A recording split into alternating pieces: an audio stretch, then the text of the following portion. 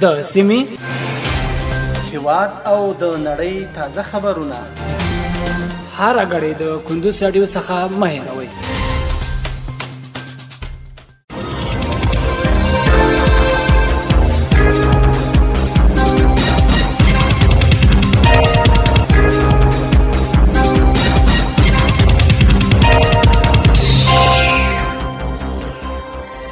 سلامونه د کندوز رادیو درنو اوریدونکو ستړي مشئ په ماړم د کندوز رادیو څخه د دې سات تازه او مهم وروستي خبرونه ته نن چهارشنبه د سرطان یا د چنګاښ د میاشتې د 18مه د 2023 میلادي کال د جولای د میاشتې 3 منټې سره سمون لري.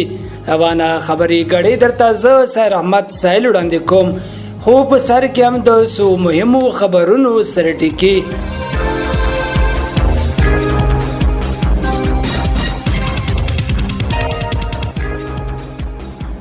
بلخ کې د یوې ترافیکي پیښې له کبله 4 تن ته مرګ ژوبله اوښتی.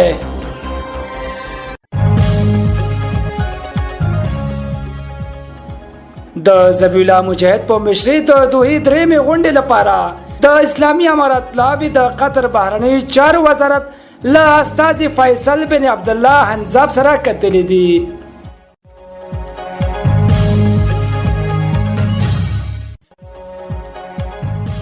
په بلخ کې نږدې $1,000 په لګښت یو کانال او سړک جوړیږي.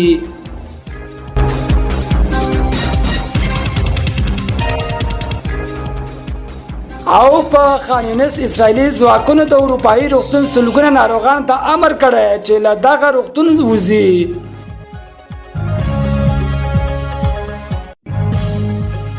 اوس هم بشپړ خبرونه. په بلخ کې د یوې ترافیکي پیښې له کبله 4 تن ته مرګ ژوبله اوښتی. د بلخ امنیتي مسؤلینو د یاد ولایت په بلخ ولسوالۍ کې د یوې ترافیکي پیښې له امله 4 تن ته د مرګ ژوبلې اوښتو خبر ورکړی دی. د بلخ امنیې قمندانۍ ویان حافظ محمد عیسی واسق رسنۍ ته ویلي چې د یاد ولایت د بلخ ولسوالۍ عرب های شور په سیمه کې په ترافیکي پیښه کې یو تن مړ او 3 نور ټپیان شوي دي.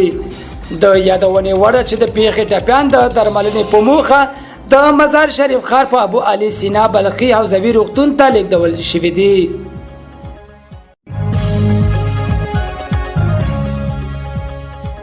د ذبیح الله مجاهد په مشرۍ د دوحې درېیمې غونډې لپاره د اسلامي امارات پلاوي د قطر بهرنیو چارو وزارت له استازي فیصل بن عبدالله حنزاب سره کتلي دي. د قطر بهرنیو چارو وزارت په یو خبرپاڼه کې ویلي چې په دغه کتنه کې د وروستي پرمختګونو ترڅنګ د دوحې د درېیمې غونډې د ایجنډا په اړه مهم خبرې شوې دي.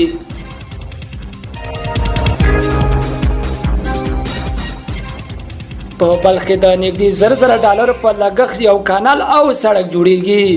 د بلخ صنعت او سوداګرۍ ریاست مسؤلینو د دغه ولایت په شادیان دښته کې صنعتي پارک د سریما د یو کانال او سړک د جوړولو چارو د پیل خبر ورکړی دی. د یاد ولایت صنعت او سوداګرۍ رئیس قاری امیر محمد متقی د دغه پروژې د پرانیستې په مراسمو کې ویل چې د بلخ ولایت اړوند په شادیان دښته کې صنعت پارک د سرما د خوړو نړیوال پروګرام ادارې په مالی ملاتړ د $90,000 امریکایي په لګښت د 200 مترو په اوږدوالي او 1.5 متره په ژوروالي سره یو کانال او د 240 مترو په اوږدوالي او 1 متره په سور سره یو سړک او پلې لارې د جوړولو چارې پیل شوې دي. نوموړي زیاته کړه چې د یاد کانال او سړک جوړولو پروژه کې د سیمې سلګونو تن ته د 4 میاشتو لپاره د کار زمینه هم برابر شوې ده. ورته وخت د سیمې اوسیدونکو د یاد کانال او سړک له جوړېدو خوښي څرګنده کړې او د ورته پروژو د پلي کېدو غوښتنه کړې.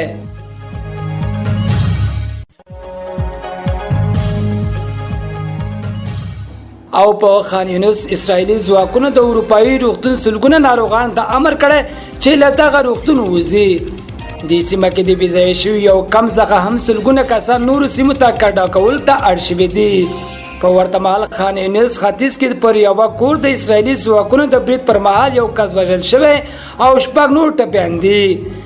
د غزې دویم ستره ښار څخه د وګړو د وتلو امر داسې مهار ورکول کیږي چې د غزې تړانګې سویل رفح ښار او د دې ښار شمال کې د شجاعیه سیمه کې خلک د اسرائیلو ټانګونو او بریدونو کې ایثار پاتې دي. د الجزیرې خبري شبکې د راپور لمخې د اسرایلو زندانونه له فلسطینیانو ډک دي او هر ورځ زورونه وهل او ډبول کیږي.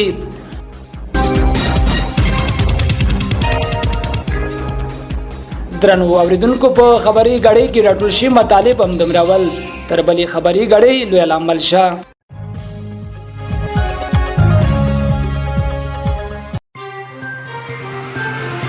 د سیمې هیواد او د نړۍ تازه خبرونه هر غړې د کندوز رادیو څخه مه هېروئ.